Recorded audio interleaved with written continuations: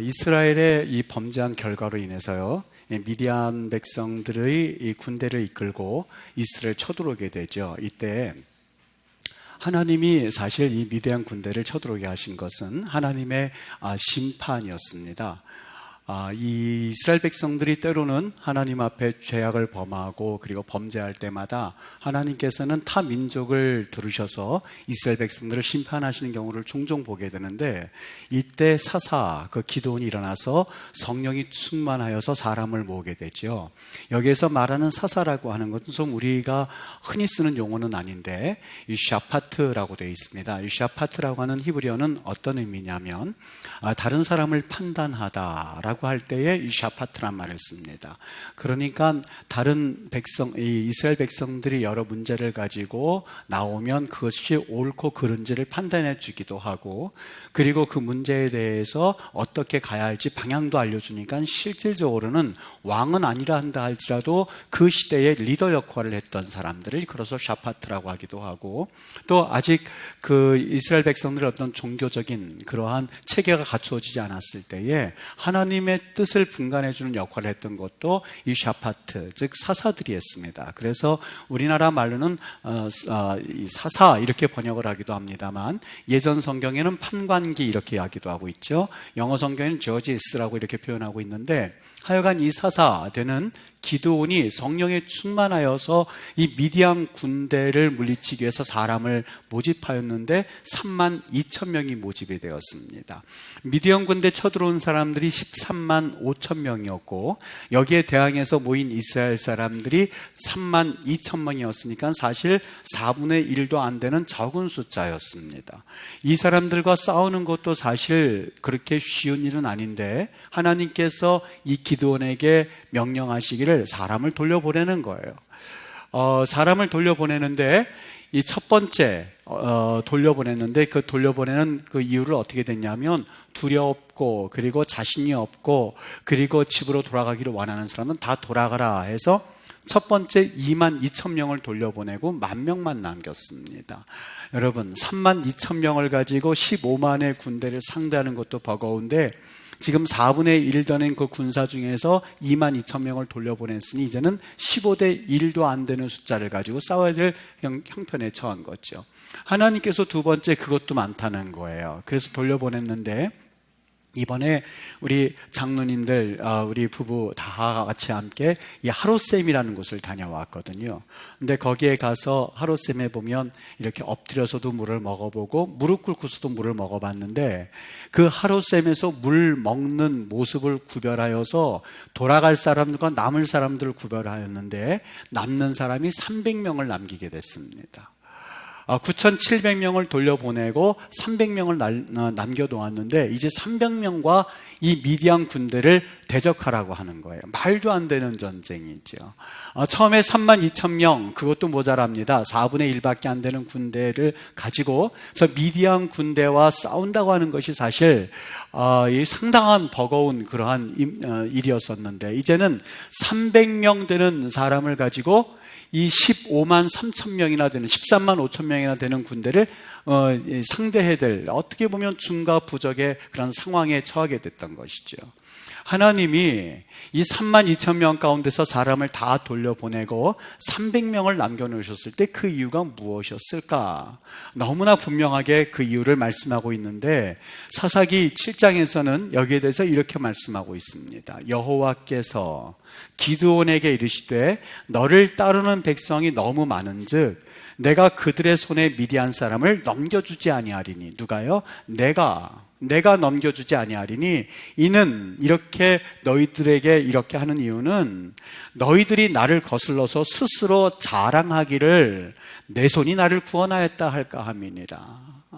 이유가 참 분명합니다.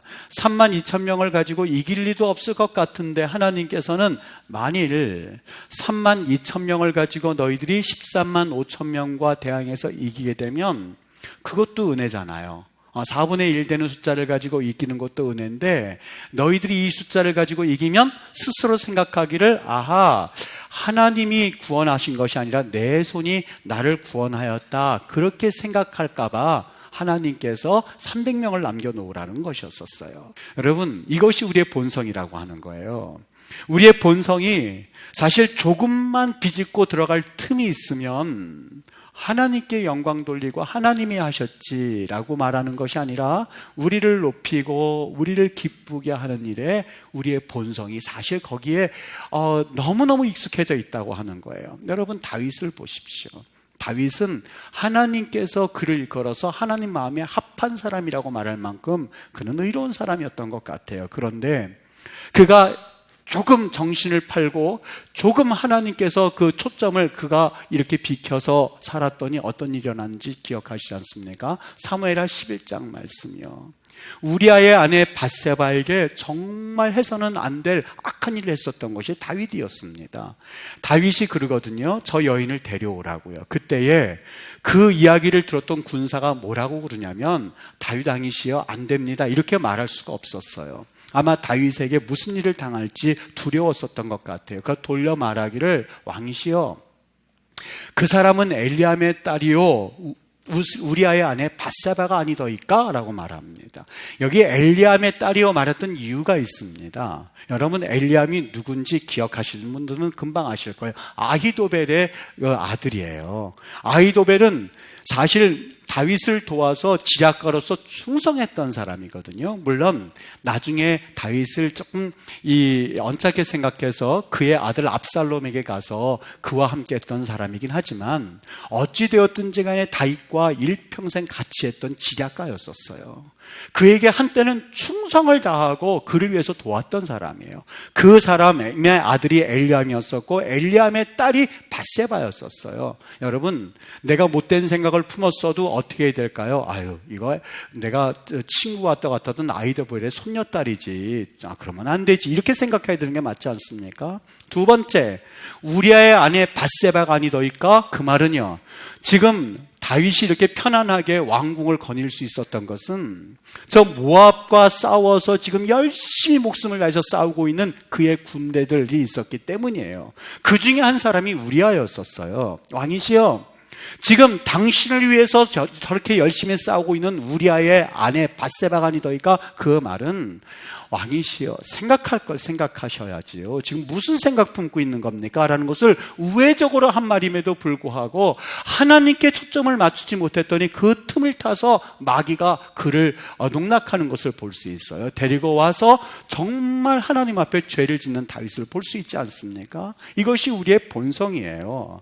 여러분, 내 본성은 선하다 생각한다면 절대 그것은 있을 수 없는 얘기예요. 우리는 조금만 성공하고 조금만 내가 어느 곳에 위치에 서기만 하면 나도 모르게 우리 그러지요. 이건 내 노력 때문에 돼서 이런 말은 하지는 않아요. 그동안 그리스도에서 들어왔던 말이 있고 설교도 들어왔고 성경 말씀도 와서 절대 그렇게는 못해요.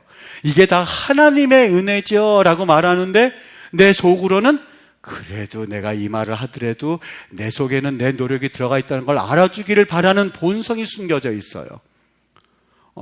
하나님 영광이요 그러면서도 마음속으로는 나도 영광을 그래도 숟가락은 좀 얹어야지 하는 말에 99%는 하나님 영광이라고 말하지만 1%는 내가 그래도 노력한 게 어딘데 라고 하는 마음이 도사리고 있어요. 여러분, 이게 우리의 본성이에요. 하나님께서 32,000명 가운데서 다 돌려보내고 300명만 남으라고 한 그 이유는 32,000명이 있었을 때 싸워서 이기면 너희들이 우리 스스로 이겼다 이렇게 말하겠지만 300명 했었을 때 여러분 이게 상대가 되겠습니까? 10,000명에 15만 명은 15대 1이고 300명이면 한 45대 1, 50대 1 정도 되는 숫자예요. 한 명이 50명을 감당해야 될 숫자예요. 여기서 이긴다면 그래도 사람이 양심상 하나님이 하셨구나 이렇게는 말할 수 있을 것 아니겠습니까? 바로 이것을 하나님께서 생각하시고 300명만 남기라고 했는데 곧 이어서 나오는 그 말씀을 보면 300명 가지고 이겼음에도 불구하고 그들에게는 그럴 마음이 없었어요. 하나님은 300이라는 상징적인 숫자를 통하여서 우리에게 말씀하고 싶은 것이 있었어요. 우리 삶 가운데에 하나님을 인정해드리고 내 삶 가운데 주님이 주인 되어주시고 내 삶 가운데 내가 주인이 아니라 하나님이 이끌어 가시도록 내가 surrender, 나 항복합니다 라고 하는 상징적인 숫자가 300이었거든요. 근데 결과가 어떻게 됐는지 아십니까? 참 우리 인간의 본성을 느끼게 해요. 22절을 보시죠. 이렇게 말합니다. 그때에 이스라엘 사람들이, 여기 그때라고 하는 것은 그들이 나팔과 항아리와 그리고 횃불을 가지고 끝내는 전쟁에 승리하거든요. 미디안이 연합군이었었어요. 그러니까 이 족속 저 족속 다 몰려들었을 때 이경여, 밤 10시부터 새벽 2시까지의 시간을 말하고 있는데 그 시간에 가서 항아리를 깨면서 횃불을 들면서 기도원을 위하라, 하나님을 위하라 하니까 이 사람들이 자다 일어나가지고 혼비백산한 거예요. 지금 자다 일어나서 잠이 덜 깬 상태에서 자기 같은 이 편임에도 불구하고 다른 사람 편인 줄 알고 서로 자중질환이 일어나서 서로 찔러서 죽이고 그들끼리 전쟁해서 그들끼리 망하고 300명의 군사가 일시에 승리를 거뒀던 거예요. 얼마나 하나님의 역사가 큽니까? 얼마나 하나님 앞에 감사해야 되겠습니까? 하나님 찬양합니다. 우리 300명이라는 숫자를 가지고 15만을 상대한다는 것은 있을 수 없는 일인데 하나님 감사해요, 감사해요, 감사로 그의 삶들을 모두 채워도 부족할 판에 그들이 기드온에게 찾아와서 뭐라고 하는지 들어보십시오. 22절입니다. 그때에 이스라엘 사람들이 기드온에게 이르되, 보세요, 당신이 우리를 미디안의 손에서 구원하셨으니, 여기 당신이 누구예요? 기드온을 말해요. 여러분, 300명의 용사가 어떻게 해서 이겼죠? 첫 번째 횃불, 두 번째 항아리, 세 번째 나팔을 가지고 불면서 그들의 정신을 혼비백산했는데, 물론 그들이 나팔을 불고 횃불을 들고 가는 수군이 있었지만 그 모든 역사의 배후에는 누가 있었어요? 하나님이 계셨죠. 뭐라고 말해야 돼요? 하나님이 내 사업 일으키셨죠. 하나님, 저 아무것도 없이 시작했거든요. 하나님, 저 아무것도 부족하다는 것을 하나님이 아시잖아요. 하나님이 해주셨죠. 이렇게 말해야 정상이에요. 내 실력으로 들어갔죠? 아니요. 나는 원래부터 지혜가 없었던 것 하나님 아시지요. 얼마나 내가 하나님 앞에 부족한 자인 것 아시지요. 하나님이 하셨지요. 하나님, 정말 우리 하나님께서 내게 천사 같은 배우자를 허락해 주신 건 맞지요. 내가 이렇게 성품이 온전하지 못한데 하나님이 만나게 해주신 거 저는 알아요. 고백할 수 있어야 돼요. 하나님, 우리가 저 같은 자녀에게 부모님을 주셔서 감사하고, 하나님, 나같이 부족한 사람에게 이런 자녀를 주셨고, 나같이 부족한 자에게 이런 교회를 같이 섬기게 해주신 것 하나님의 은혜죠 라고 말할 수 했었어요. 그런데 이 이야기가 바뀌어지기 시작해요. 뭐라고 그래요? 기드온에게 이르기를, 당신이 우리를 미디안의 손에서 구원하였으니, 당신이 우리를 미디안의 손에서 구원하셨으니 이제부터 보세요. 당신과 당신의 아들과 당신의 손자가 우리를 다스리소서라고 말합니다. 사사기의 주제는 오직 하나거든요. 하나님이 나의 왕 되심입니다 라는 것이 주제예요.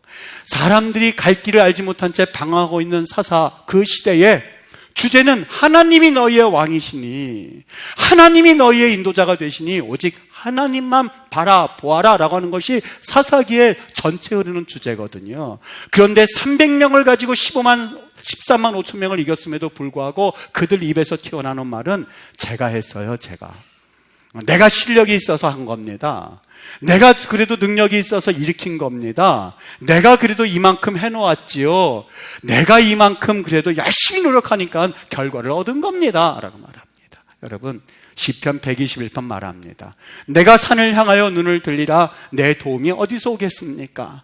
많은 백성들은 내 도움은 바로 이 주위에 있는 산들이 도와서 내가 도움을 받고 있지라고 말할 즈음에 어느 이름 모를 선지자가 우리의 도움은 이 산들을 지어주신, 천지를 지어주신 여호와 하나님에게서 옵니다라는 고백이야말로 바로 이 시대 사람들이 들었어야 할 고백이었거든요.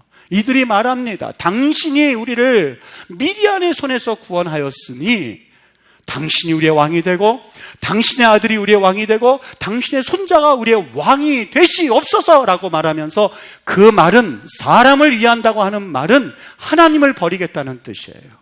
여러분, 잘 생각하세요. 사람을 만족하게 하면 하나님을 만족하게 할 수 없어요. 하나님을 만족하게 하면 사람을 만족하게 하지를 못해요.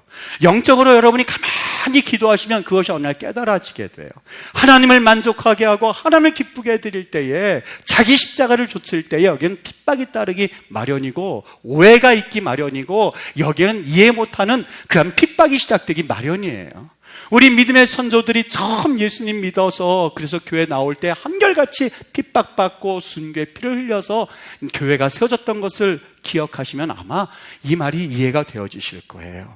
그 당시에 각기 자기의 소견에 옳은 대로 행하였던 그 당시에 하나님이 왕입니다 라고 하는 그 메시지를 주기를 원했던 그 사사시대에 그들은 끝내는 300명의 용사를 통해서 구원을 얻었음에도 불구하고 미디안, 당신이 우리를 미디안의 손에서 구원하셨으니 이제는 우리의 왕이 되소서라고 이야기를 합니다. 여러분, 이 미디안에서 구원을 정말 시켰다고 여기는 이 기드온이 어떤 생각에서인지 왕이 되지를 않습니다. 왕이 되지 않습니다. 그렇다고 해서 저는 이 기드온이 참 겸손했다 이렇게 보고 싶지는 않아요. 왜냐하면 그 다음에 이 31절에 보면은요, 우리 본문, 오늘 본문은 아닌데, 세겜에 있는 그의 첩도 아들을 낳았으며 그 이름을 아비멜렉이라 하였더라 이렇게 되어 있는 구절 때문에 그래요. 여기 아비멜렉이란 말이요, 멜렉, 지금도 멜렉 그러면 그거는 왕이란 뜻이고요, 아비 그거는 아부가 아버지란 뜻이고, 아비 그럼 나의 아버지란 뜻이에요. 첩을 얻어서 아들을 낳았는데 그 아들 이름을 내 아버지는 멜레흐, 왕이란 뜻이에요. 우리 아버지는 왕이야. 이거를 그 이름으로 지어준 거예요. 그러니까 우리는 아비멜렉 아무런 뜻 없이 그 이름을 부르지만 다른 사람이 그 자녀를 부를 때 네 아버지는 왕이구나, 네 아버지는 왕이구나, 너네 아버지는 왕이구나 하는 것들을 수도 없이 되풀이하고자 하는 그 욕망을 가지고 그 이름을 지어놓았던 거예요. 그러니까 이 기드온이 왕이 되지 않았던 이유는 정확하게 알 수는 없습니다만 절대 겸손의 표시는 아니었었어요. 두 번째, 그가 그 다음 어떤 요구를 하게 되냐면 거기 보면 금고리를 가져오게 합니다. 금을 가져오게 합니다. 그래서 백성들이 그에게 금을 가져다 주고 거기에 폐물을 가져다 주고 그리고 자색 옷을 가져다 주고 그리고 미디안 왕이 입던 그런 옷을 그에게 다 가져다 주거든요. 자그마치 그 금을 가져다 준 양이 1700세겔이에요. 이거를 현대 도량으로 계산해 보니까 자그마치 20kg이 넘어요. 이것을 왜 가져오게 했는지 거기에 그 다음 설명하고 있는데, 기드온이 사람들로 하여금 이 금고리를 가져다가 금을 모아서 자기에게 가져오게 했는데, 이걸 가지고 무슨 용도로 쓰냐면 에봇을 만듭니다. 여러분, 에봇이 뭔지 아시지요?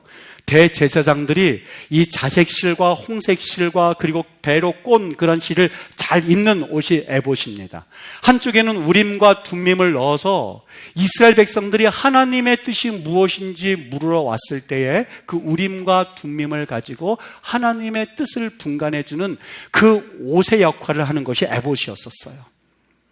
기드온이 금을 가지고 에봇을 만들었다, 무슨 의미였을까요? 여러분, 대제사장이 입었던 홍색실과 자색실 그 옷도 화려하지만 그 옷과 비교해 봤을 때에 이 금으로 만든 옷은, 에봇은 사실 비교의 대상이 없었어요. 최고의 화려한 옷이었었어요. 사람들이 그래도 눈을 보면 현혹되기 마련인데, 지금까지는 대제사장에 가서 자기 하나님의 뜻을 묻고 하나님 앞에 여쭙고 했다가 이제는 기드온이 가지고 있는 그 에봇을 바라보면서 조금씩 하나님을 등지고 잃어버리게 하는 역할을 했었던 것이 바로 이 에봇이었었어요. 성경에는 그렇게 나와 있지는 않지만 기드온이 에봇을 만들었을 때에 사실 거기는 순수성을 찾아볼 수가 없습니다. 어떤 목적 때문에 금을 달라고 하였는지, 어떤 이유 때문에 금을 달라고 하였는지 성경은 자세하게 말씀을 하고 있지만 절대 그 의도는 순수하지가 않았어요. 저 이 모습 보고 참 마음 아팠습니다. 여러분, 처음에는 성령 충만으로 시작했던 사람이에요. 미디안 군대가 쳐들어오는 것을 보고서 너무 마음이 아파서 성령이 충만하여 32,000명을 모아서 전쟁을 하려고 하였고, 하나님께서 군대를 돌려보내라고 하였으니 그 군대를 돌려보내라는 말씀에 순종해서 300명을 가지고, 웬만한 사람 같으면 저는 그렇게 못해요 할 텐데 순종했던 인물이 기드온이었었어요. 참 하나님 앞에 은혜로 시작했던 인물이에요. 근데 마지막에 어떻게 끝나요? 금 20kg을 받고 폐물을 받고, 여기서 폐물인 나파트라고 하는 것은 목에 이렇게 쭉 내려뜨리는 금, 그리고 목에 쭉 내려뜨리는 장신구를 일컬어서 나파트, 이 폐물이라고 말합니다. 폐물을 가져오게 하였고, 그리고 자색 옷, 그 당시에 최고의 값이 나가는 이 색감의 옷이 자색 옷이었거든요. 자색 옷을 가져오게 하고, 그리고 미디안 군대에서 그 왕이 입던 옷을 가져오게 하면서 모든 것을 다 탈취하고, 그리고 끝내는 실패로 끝나고 마는 이 기도를 보면서 갑자기 정신이 번쩍 드는 거예요. 우리 강대상에서 제가 이 말씀을 드리는 것이 사실 올바른 얘기인지는 모르겠는데, 사실 목회자님들 가운데서 너무 성령 충만으로 시작하고 하나님 앞에 엄청난 성령의 은혜를 체험하고 믿음 가운데 시작했던 사역자들이 사실 끝까지 성공하는 그런 경우가, 그렇게 실패하는 경우가 종종 보게 됩니다. 왜 넘어지는지는 금방 느끼시지요. 이러한 물질 문제로 인해서 넘어지는 광경을 보면서 순간 성경이 저에게 말을 하기 시작했습니다. 성훈아, 밤령교사 삼아야지 하는 말씀이었었어요. 하나님 앞에 사역 잘 감당하고 마지막 가운데 혹여라도 이 기도원과 같은 모습을 보인다면 사실 이거 무서운 거 아닌가? 이 말씀을 부여잡고 잠깐 기도했습니다. 하나님, 기도원이 이렇게 처음에는 성령 충만으로 시작했다가 이러한 모습으로 끝나는 모습을 보면서 기도원도 그랬는데, 하나님 날 좀 붙잡아 주세요. 하나님 꼭 붙잡아 주세요. 하나님, 에베소 교회가 첫사랑을 잃어버려서 하나님이 그토록 마음 아파하셨는데 하나님, 첫사랑 다시 한번 회복할 수 있게 해주세요라는 기도가 절로 나왔습니다. 여러분, 목회자가 그런 상황에 처할 수 있다면 혹시 여러분들은 어떠십니까? 여러분들은 어떻습니까? 하나님 앞에 성령의 충만함을 받고, 그리고 내가 구원의 은혜를 경험하고 나 이제 하나님 위해서 살게요 라고 말하면서 받았던 그 충만한 은혜가 10년 신앙생활, 20년 신앙생활, 30년 신앙생활 하면서 어느 사이인가 그 믿음의 결단과 고백은 다 사라진 채 껍데기만 남아있고, 주여 주여 하지만 거기에는 감격도 없고 믿음의 고백도 없다면 여러분, 이거 무서운 일 아니겠습니까? 오늘 우리에게 주시는 이 말씀이 단순히 기드온에게 대한 말씀이겠습니까? 아니면 이 시대를 살아가는 우리에게 주시는 말씀이었을까요? 참 무서운 말이에요. 주님께서는요, 사람을 구별하지를 않으셨어요. 구별하지도 않으셨는데 딱 한 번 사람을 구별하신 적이 있었어요. 어떻게 해요? 사람을 양과 염소로 구별을 했어요. 양과 염소를 구별할 그 이유가 있었는데, 아마 저는 중동에서 그런 일을 종종 봤거든요. 아니, 꼬마아이가 양을 잡아가지고 이거 털을 깎는데요, 조그만 한 7살이나 됐을까? 털을 잡고 이걸 깎아 나가는데 양이 펄펄 뛰어도 될 만한 이런 큰 양이었었어요. 그러면 아이는 나가 동그라지거든요. 갑자기 펄펄 뛰는 양을 이 7살짜리 꼬마가 이 털을 꽉 쥐니까는요, 정말 마치 죽은 것처럼 가만히 있어요. 털을 깎는데 끝까지 가만히 있어요. 이 아이가 미숙하니까 털 깎는 기계로 이 살점을 좀 이렇게 후벼판 것 같아요. 웬만한 동물 같으면 뭐 깨갱거리지는 않겠지만 뭐 하여튼 이 양이 소리를 질렀지 않았겠습니까? 그런데 살을 파서 피가 나오는데도 가만히 있어요. 순간 저는 저 양이 저거 잠들었나 싶었어요. 손을 딱 놓고 퉁 때리니까 언제 그랬는지 펄펄 뛰어가지고 털은 다 깎인 채 뛰어다니는데 참 신기하게 봤습니다. 여러분, 양과 염소라고 했는데 양은 하나님 앞에 겸손함을 의미합니다. 우리 주님께서 십자가를 감당할 수 있었던 이유는 양처럼 잠잠하신 그 예수님의 온유함을 가지고 그 사역을 감당하실 수 있었던 거예요. 하나님이 그렇게 구분을 하셨어요. 염소는요, 들이받고 그리고 사람들에게 대하여서 온유하지 못하고 그리고 횡포한 그런 모습을 가진 것을 염소라고 비유하여서 우리 주님께서 단 한 번도 그런 적이 없으셨는데 사람을 양과 염소로 다 구분을 하셔서 말씀하신 적이 있었어요. 오늘 이 말씀을 통해서 우리에게 주고자 하는 메시지는 너무너무 분명합니다. 여러분, 아름다운 결말을 맺기 위해서는 하나님 앞에 겸손할 수 있어야만 합니다.